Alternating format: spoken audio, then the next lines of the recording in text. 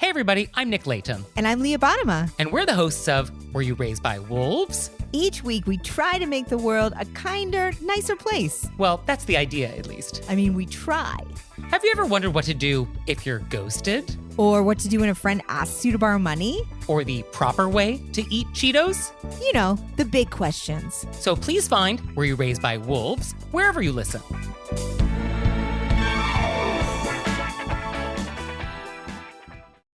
You're listening to Heritage Radio Network. HRN is food radio supported by you. Learn more at heritageradionetwork.org. Gather your friends and family at the second annual Catskill Cuisine Festival, presented by the Sullivan Catskills Visitors Association, Bethel Woods Center for the Arts, and Resorts World Catskills. Mark your calendars for a flavor-packed weekend from May 10th to May 12th. Experience the fusion of phenomenal food and electrifying entertainment. Rub shoulders with your favorite Food Network personalities, including Andrew Zimmern, Michael Simon, Scott Conant, Marcus Samuelson, Jeffrey Zakarian, Anne Burrell, Melba Wilson, and distinguished international chefs by LaBelle Farms.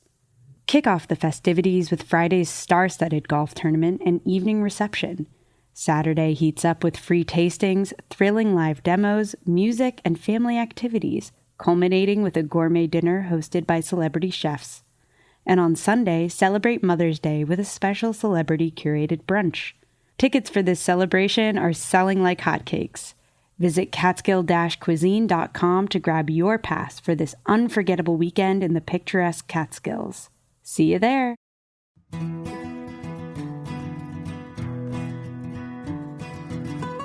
This is Capri Cafaro, host of Eat Your Heartland Out. On the next episode, we are doing a deep dive into Iowa's culinary culture with food historian, author, and Iowa storyteller Darcy Maulsby.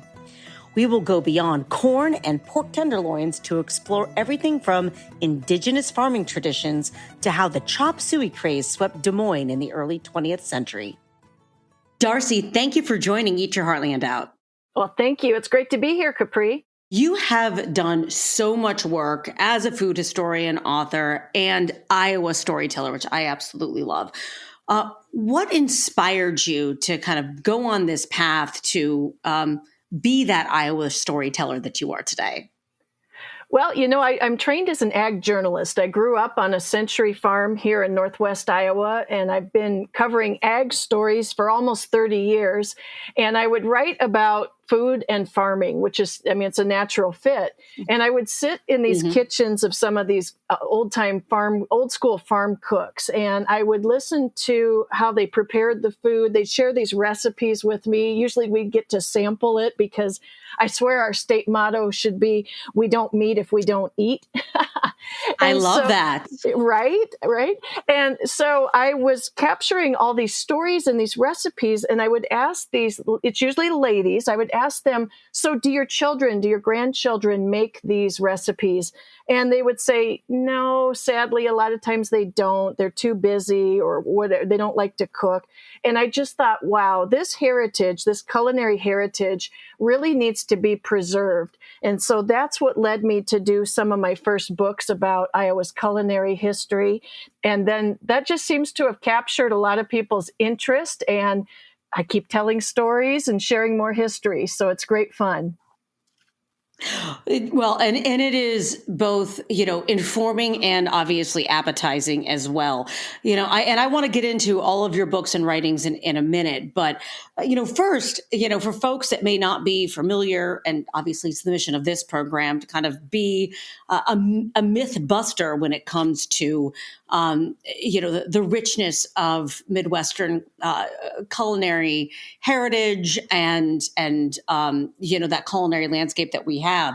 People may be asking the question, is there really a culinary history or tradition in Iowa, right? Like, what do they have? Is it corn? Like, is there what else besides corn? What would you tell folks that might be skeptics about, a rich culinary tradition coming out of Iowa? We do have one. And sometimes even Iowans ourselves don't always recognize that, because when I was working on my culinary history of Iowa manuscript and people would ask me what I was up to, I would talk about this book and they would look at me funny and say, "What? Iowa has a culinary history?" And I said, absolutely. So it's really based in a lot of meat and potatoes type cooking, but it's spiced with a surprising amount of ethnic influences.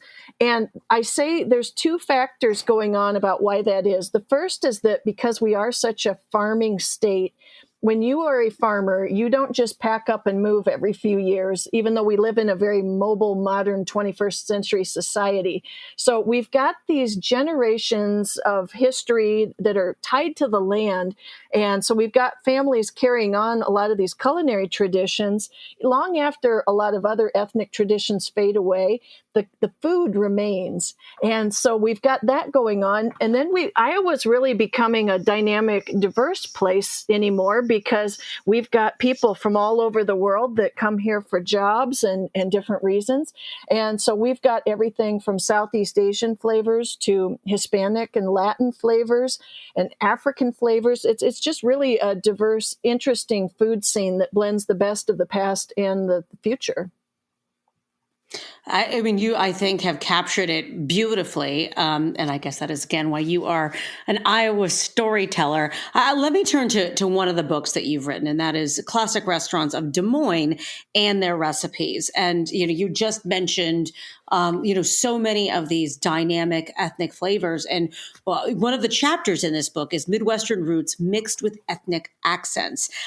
Tell me a little bit about this chapter in this book. We're talking about restaurants, we're talking about the foods that they serve, and there's some maybe surprising history when it comes to, particularly Asian and Asian American food traditions that have come out of restaurants that have been established in Des Moines. Isn't that right?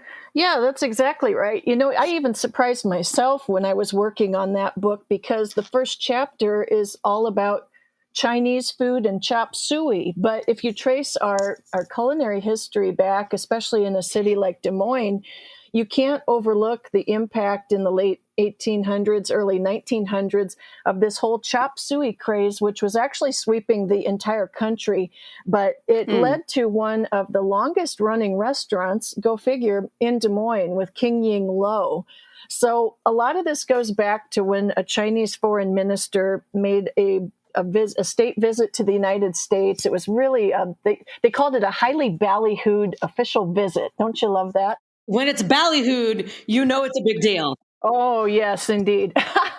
So he landed in New York, first of all, and that's where all the big city, the New York press, just is captivated with this man who was named Li Hung Chang, and talking about how he dressed, what he ate, and even his opinion on whether women should ride bicycles, which was a big topic in the late 1800s. Right. Yes. And so all things Chinese just became the rage. And this even trickled out to places like Des Moines, which was still kind of a smaller frontier town at that time. But that's when we start seeing places like King Ying Lo opened. And this was around 1907 at this point. And it just created this culinary sensation. So if you were out at the theater at night and you wanted a place to go get a meal or a snack before you headed home, and you're the upper crust, you've got time to do this, you go to a place like King Ying Lo and you eat stuff like chop suey, because this was just such a flavor sensation compared to maybe the more bland, traditional, standard fare that Midwesterners were used to. Now, when you were doing your research for this, did you come across any maybe reviews or articles of people, at the time, contemporaries in, as you said, I think 1906 or 1908, experiencing the chop suey at King Ying Lo's, and how they felt about those flavors when they tasted them? I did, because when I was digging into some of the old Des Moines Evening Tribune newspapers, about 1924, so now this is a little bit later in time, but it's talking about the cook at this restaurant. It says Li Din is going home. So it talks about the 22 years prior of him cooking in Des Moines and serving out of various restaurants. And I love some of the descriptions at that time. It said, nimbly, Lee's fingers have shifted the wooden spheres on the ebony counting board, and talking about tallying up checks. But then it talks about the hungry, happy crowds who patronized King Ying Lo. And apparently the restaurant back then had marble top tables. And so, wow. Yeah, I know, pretty upscale dining. And so this cook had come down from Minneapolis, St. Paul. He ends up in Des Moines because a fellow Chinese friend had said, hey, you should go to Des Moines because there could be good money in the restaurant business there. And also he said, Des Moines people are good people with whom to deal. So he opens a chop suey restaurant called the Palm Garden Cafe. That was his first place. And it said in the newspapers, it was crowded with customers from the first noon lunch. And here's a quote for you. The guests ate up all the food that had been purchased for the entire day for that meal.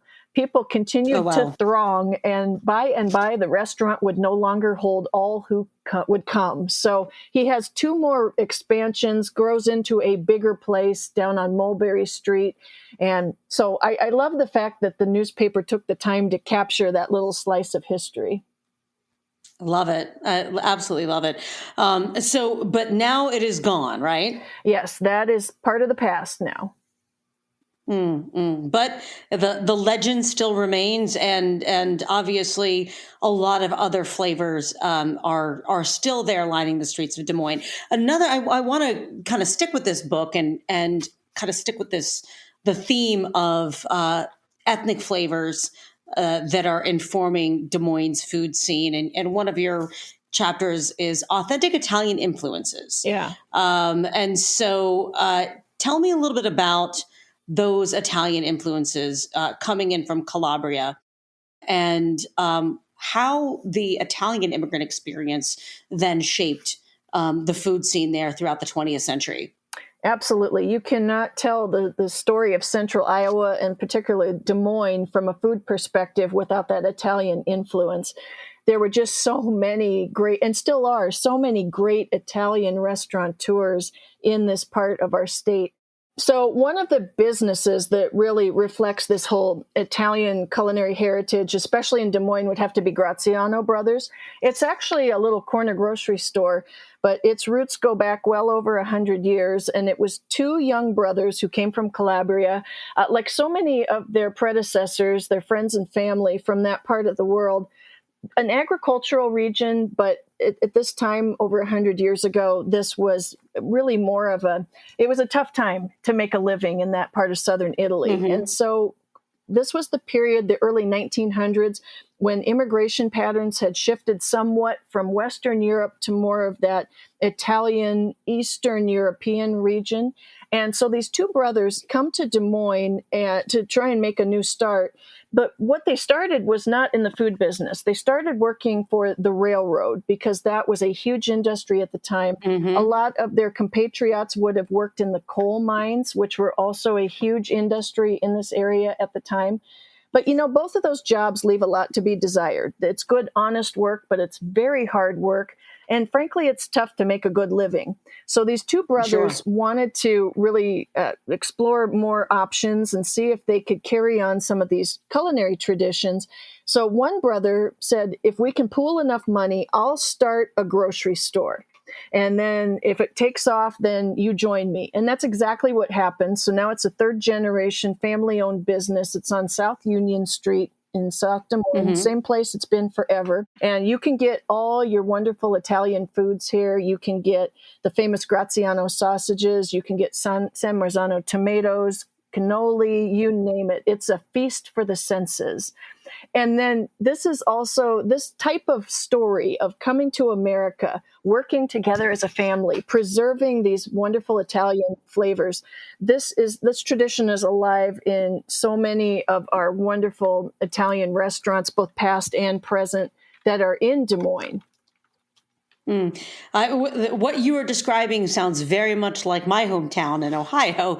As a matter of fact, just replaced railroads with steel mills. And, we have coal mines not too far, southeastern Ohio, as well as western Pennsylvania, and the panhandle of West Virginia as well. And so, that's why I'm always so fascinated by the stories that food tells, because they capture, migration patterns and immigration patterns, and they tell an economic story. That is a great point too, Capri, because especially this place, Graziano's, it was and is such an interwoven part of that community. I love to hear the family tell about how in the 1930s, during the Great Depression, the folks who were running that at the time, they were so gracious and so compassionate to their neighbors and their friends and family, because times were tough and money was scarce. Mm-hmm. And sometimes folks just could not always pay their grocery bill on time.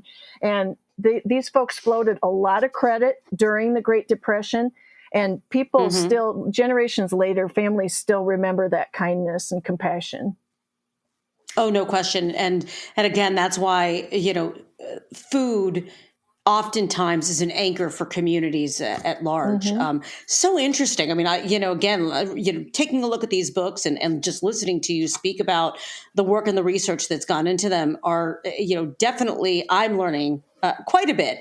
I want to shift focus just a little bit over to another book. Your book entitled A Culinary History of Iowa, Sweet Corn, Pork Tenderloins, Maid-Rites, and More. So for folks that are not familiar, I mean, people are usually know about sweet corn and pork tenderloins, but I want to talk about their, particular significance in Iowa. But what are Maid-Rites? What is that? Yeah, the Maid-Rites, they go back almost 100 years. They're essentially a loose meat ground beef sandwich.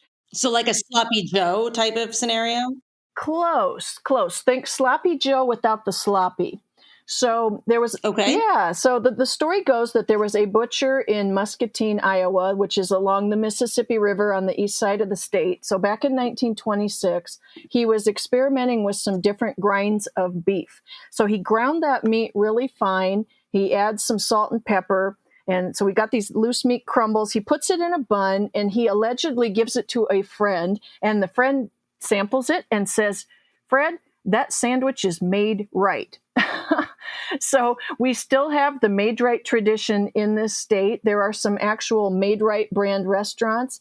But you asked about sloppy joes. So sometimes people try and use those terms interchangeably, but a Maid-Rite is not a sloppy joe. So what the difference is, like a sloppy joe has the ketchup, the brown sugar, things that add that sauce that makes it sloppy. Whereas a Maid-Rite, true Maid-Rite, is basically steamed ground beef, usually not much more than salt and pepper. You serve it with a bun, and a lot of times the restaurants they'll give you a spoon, because that loose meat can be a little tricky to eat. But when it's prepared right, it's deceptively simple, but it's really delicious. And it's so funny because these things have so many different names across the state and even across the Midwest. So if you go to the northwest part of the state, they'll call them taverns. So don't be alarmed if tavern is on the menu. It's just another name for these Maid-Rites. Sometimes they're generically called loose meat sandwiches. I've heard them called beef burgers. And the funniest comment was that a lady from Southern Illinois heard one of my programs about our culinary history. This was over in Davenport, Iowa. And she says, "I know what those sandwiches are. We call them yip yips." So I have to, Yip Yips. Oh yeah, so I have to say Yip Yip wins for most fun name for that sandwich. True. I mean, I'm going to have to keep my eye peeled for all these different names of sandwiches. I mean, I feel like we might need like a quick guide, like a Cliff Notes. Yeah, like a glossary. Exact glossary. There you go, a glossary. I know when we had spoken, previous to this, you had mentioned that there are a lot of hyper-regional food traditions in Iowa. So not only do you have these names that are kind of hyper-regional to something like a Maid-Rite, which is pretty iconic, but there are actually, kind of very hyper-regional food traditions within Iowa. Give me some examples. Yeah, so two spring to mind right away. And if I bring up either of these terms to most Iowans, if they're not from that region, they'll look at me and say, "What are you talking about?" So one of them is the steak de Burgo, and the other is raw dog. So you will find steak de Burgos usually in those Italian restaurants in the Des Moines metro, and usually not a whole lot farther beyond that area. So you have a beautiful cut of steak, and essentially you're putting a garlicky cream sauce on top. So very rich, very luxurious, very fun to eat, and very simple to make. But I love my steak de Burgo. And then raw dog is at the total other end of the spectrum. This is more up in northeast Iowa, in just along the river, along the Mississippi, largely around Guttenberg and towns like that. But raw dog is essentially kind of like steak tartare. So you've got the raw ground beef and scoop it on a cracker. And basically the debate becomes, do you eat it on a Ritz or a saltine? I'm not brave enough. Yeah, I know. I'm not brave enough to do the raw dog thing. But one other one that I have had, this is a turkey dressing sandwich. And these things are just huge in the Dubuque area, which is another big river town along our eastern seaboard, as we call it, along the Mississippi River. And so this is just like Starchapalooza. So take your leftover turkey from Thanksgiving and mix in the dressing and just it's like this casserole conglomeration of lots of starch. And really the turkey dressing sandwiches, when they make them from scratch, they're not just taking Thanksgiving leftovers. They make these things all the time throughout the year. You'll see them on like at graduation reception buffets. You'll see them at wedding receptions. So if you hear about turkey dressing sandwiches, that's a hyper-local thing from the Dubuque, Iowa area. I mean, I would be all about that. I have to be honest. I mean, I could definitely be the Thanksgiving year-round person for sure. So I may have to take a special trip to Dubuque. Now, tell us a little bit about chili and cinnamon rolls, because this is one of these kind of Midwest debates of how you have your chili, and this is kind of specific to Iowa. It really is. We can't totally claim this as our own, but it really is a hyper-regional food. And I used to think, because I grew up with this as my favorite school lunch, I just thought every kid in Iowa grew up with this. They did not. And if I say chili and cinnamon rolls, depending on where you're from and what you grew up with, you will either say, oh, that was the best, I still love that, or oh, that's gross, that makes no sense, that's like eating scrambled eggs and birthday cake together. So it's really simple. It's just a bowl of chili. And then in my school, we had those wonderful retired farm wife cooks when I was growing up. So they were caramel rolls, actually, rather than cinnamon rolls. But they would start making. Sounds fantastic. Oh my gosh, it was wonderful. So you'd have your chili for the main course, you'd have this roll for dessert. And our school was built in 1923. It's one of those 3-story old school brick buildings, and the kitchen was down in the basement. And I remember those gals would make those rolls from scratch. And so first thing in the morning, you're in math class and you could smell the smell of the rolls. The aroma was just drifting all the way up through all those floors of the school, and you were so hungry for lunch. So it's a wonderful tradition. Well, that sounds fantastic. I've actually never tried it. I know that it is a thing, and it's something that I'm going to have to check out. Now, let me talk a little bit and shift gears to fairs and festivals and celebrations. This is another chapter in this book because, I think that the layperson out there, when you think about Iowa, you think about, the Iowa State Fair. You hear about it, and, every politician in the world goes to the Iowa State Fair to try something on a stick. What kind of significance to these fairs, not just the state fair, but the county fairs and other types of festival traditions, what do they bring to the table when it comes to unique Iowan culinary culture? Yeah, they are so intertwined with our agricultural history. That's what they grew out of, was a place to exhibit your best livestock, your best pies, your best jams, your best vegetables. You would get to exhibit these at county fairs. And then, of course, the big kahuna is the Iowa State Fair, which is one of those things I think everybody really needs to go see it at some point in their lifetime. It's down in Des Moines. It's been on the same place since the 1880s, if I remember correctly. It might even predate that a little bit. But yeah, you can still go through some of the old barns that have been there for generations, and you can see these wonderful food products. And better yet, you can eat your way through the fair. Now, I've done both. Of course. Yeah, exactly. I have competed in the food competitions at the Iowa State Fair. I'm very proud to say I won a blue ribbon for my mixed berry jam. And that Oh, wow. it sounds a little cheesy, but that's actually a big deal because this is the biggest. It's a huge deal. Yeah, it's the biggest food department of any state fair in the whole country. So I got my little prize there. But anybody can go and have a ball at this fair because there's food everywhere. And some of my favorites, you kind of alluded to this with talking about the everything on a stick. And yes, we have plenty of politicians that find their way to the fair and they all want their grip and grin picture of them grilling a pork chop on a stick at the pork tent. And that's all well and good. I personally like to head over to the Cattleman's Beef Quarters restaurant because one of my all-time favorite foods has to be the hot beef sundae. So hats off to who. Whoa, okay. Oh, yeah. What is that about? It's so fantastic. So instead of an ice cream sundae, it takes its inspiration from that, but it's done with meat and potatoes. So your ice cream, Well, that's awesome. Isn't that cool? So instead of having Yeah. a scoop of vanilla, they put a scoop of mashed potatoes in your cup or your dish. And then for your topping, instead of hot fudge, you get this wonderful beef gravy. So it's chunks of beef. It's this really savory gravy. They pour that on top. They sprinkle it with a little cheese just for fun. And then they put a tomato on top instead of a cherry. So there you go. That's a hot beef sundae. It's brilliant. It's brilliant. And it's so, even, usually it's super hot at the Iowa State Fair because it's mid-August. Yeah. But I don't care. I will find my way to the Cattleman's Beef Quarters and have one of these wonderful hot beef sundaes. And what makes all these food tents really extra special, whether it's the beef, the pork, the turkey, or even the lamb, the sheep burger, the lamb burgers and the sheep producers that grill them, these are actual Iowa farmers that man these places. Right. So they take shifts, they come in, different rotations, different farmers from different parts of the state every day of the fair, and they will cook your meal for you. So it's just wonderful. I mean, that takes farm to table to a whole different level. It does.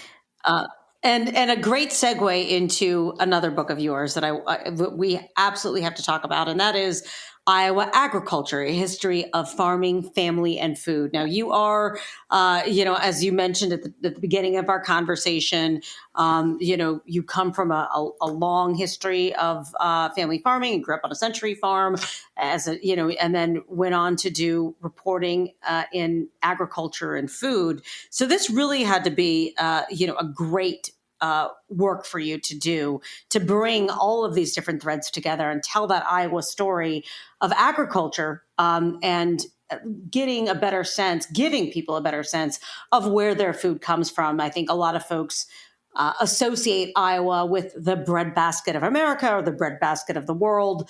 In this case, the basket of, corn and pork, but so many other things.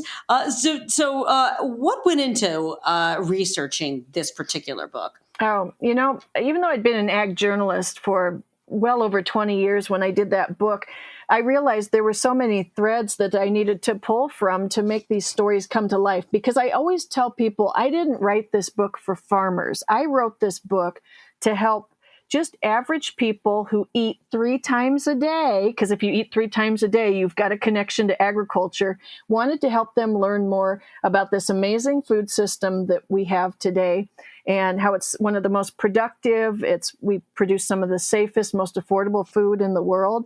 And so it was actually really hard for me to keep this book in check in terms of the page count. And I wrote way more than I should have. And I thought, the publisher will understand. And they didn't. Nope. So I had to trim a lot. So I guess that just means future books. But I try and cover everything from the crops to the livestock to innovation, women in agriculture. And with all my books, I always try and put farm recipes and just simple home cooking. So you will find recipes in all my books too, including this one. Oh, very good. Very, very good to know. And I want to get at some examples of that. But first, I want to ask about, you talk about Iowa's first farmers in this book. And it's always important to recognize that, while we talked about immigrants and migration, we obviously, indigenous communities, indigenous individuals were really the first people here. And as you say in your book, Iowa's first farmers, doing things like hunting and tapping maple trees. What could we learn about indigenous farming traditions from this book in Iowa? Yeah, it's fascinating that even in the area where I live up in west central Iowa, there's a place called Twin Lakes just north of me.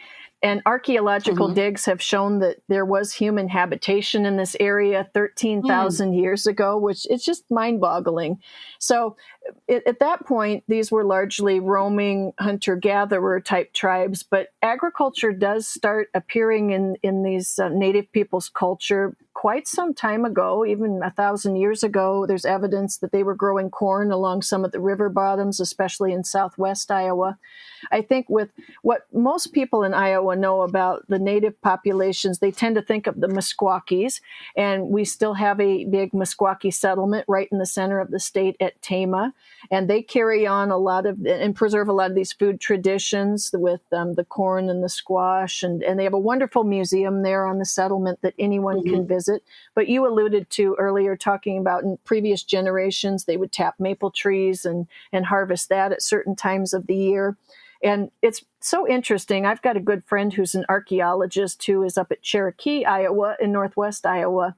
And he talks about how we can learn a lot from the archaeological record about what these people ate, even thousands of years ago, because when we find some of their clay pots and items that were used for cooking, you can see how the homemade clay pots not only had indentations and artwork that denoted who the woman of the house, her lineage, that all that artistry that went into those pots reflected the female legacy, which I think is fascinating.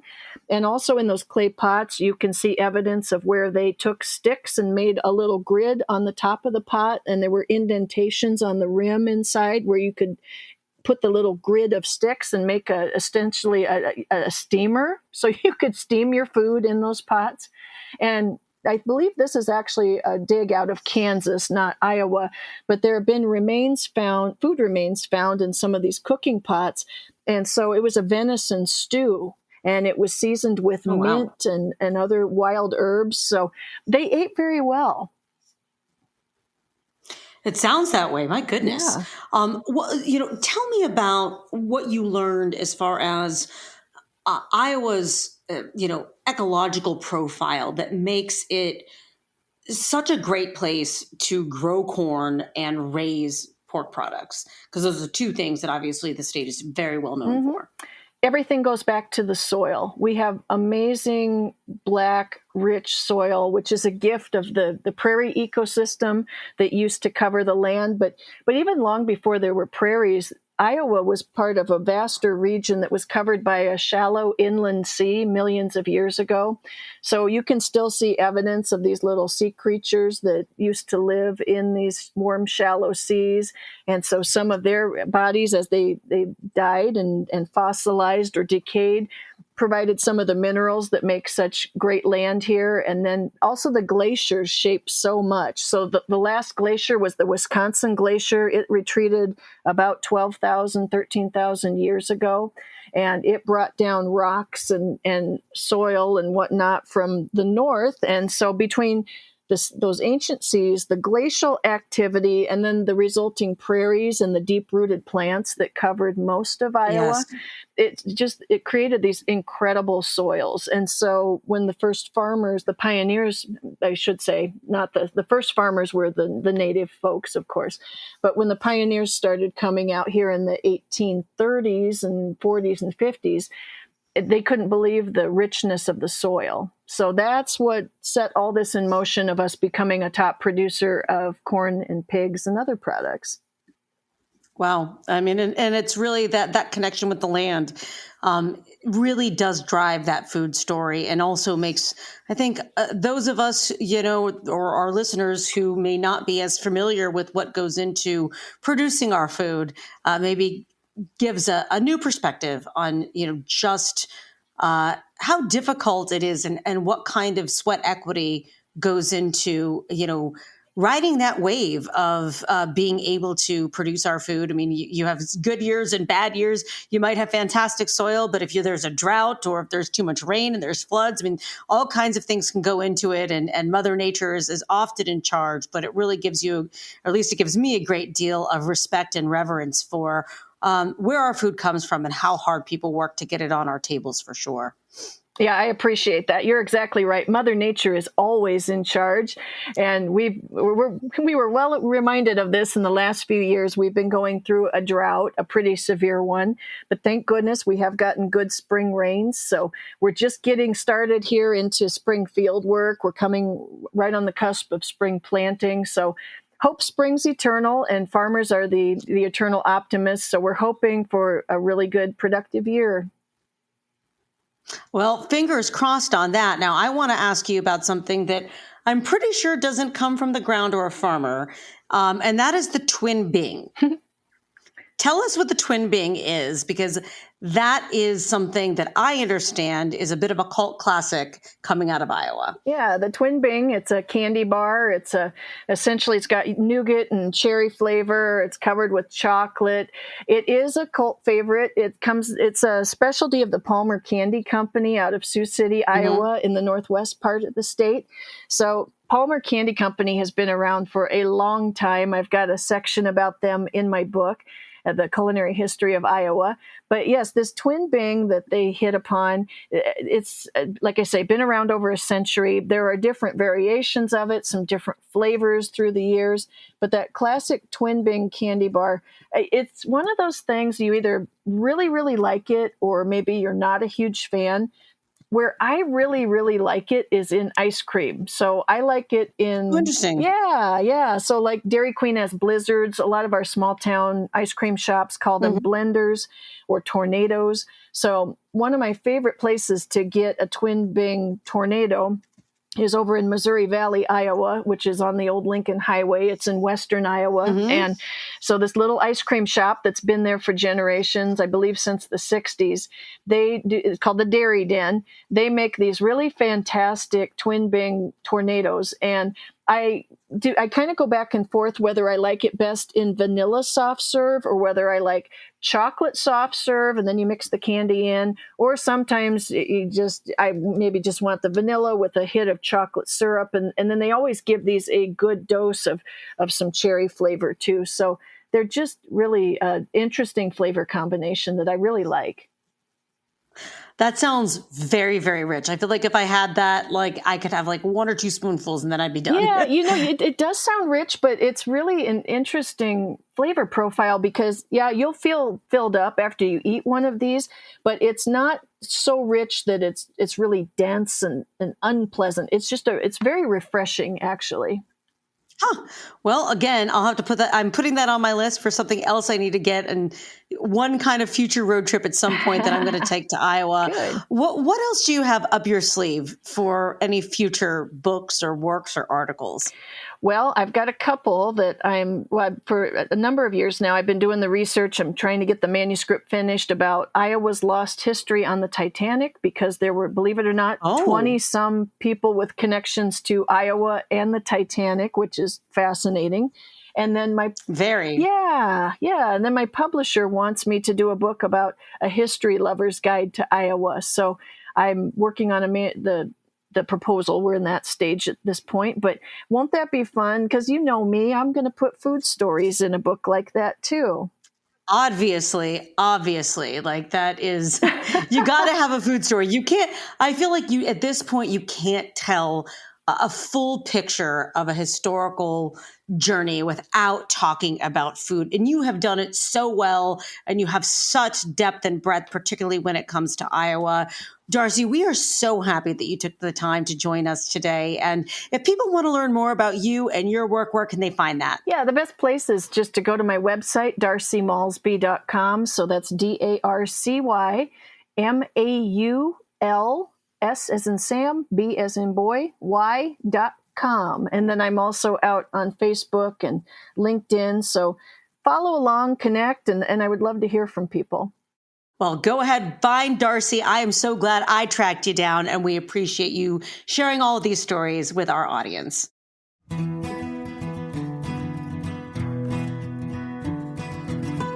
You've been listening to Eat Your Heartland Out. This episode was produced by me, Capri Cafaro. Our audio engineers are Liam Warner and Armin Spengen. Theme music by Jason Shaw. You can learn more about the show by visiting heritageradionetwork.org/Eat Your Heartland Out. Eat Your Heartland Out is powered by Simplecast. Thanks for listening to Heritage Radio Network, food radio supported by you. Keep in touch at heritageradionetwork.org/subscribe. Hi, listeners. We want to tell you about a podcast we're really digging. It's called Christopher Kimball's Milk Street Radio. Every week, they travel the world to find the most fascinating stories about food, including children who harvest cod tongues after school in Norway and a detective who tracks down food thieves. And on Milk Street Radio, you can always find the unexpected. The comedian who ranks apples using an elaborate 100-point system, the secret history of grocery stores, and how to eat your way through Italy. They also interview the most beloved names in food like Jacques Pepin, Sola El-Whaley, Jose Andres, Jet Tila, Ina Garten, Nigella Lawson, and Padma Lakshmi. Plus, co-hosts Christopher Kimball and Sarah Moulton do live calls with listeners and answer their questions about ingredients, techniques, and culinary mysteries. Like, why roasting a leg of lamb made one caller's oven explode? Ever wonder why your bread won't rise or your souffle falls flat? Chris and Sarah have the answers. You'll also hear from a rotating cast of contributors, including Kenji Lopez-Alt, Cheryl Day, Dan Pashman from The Sporkful, and Alex Ainuz, a French guy cooking from YouTube. Take a listen at 177milkstreet.com/radio or just search your podcast app for Milk Street Radio.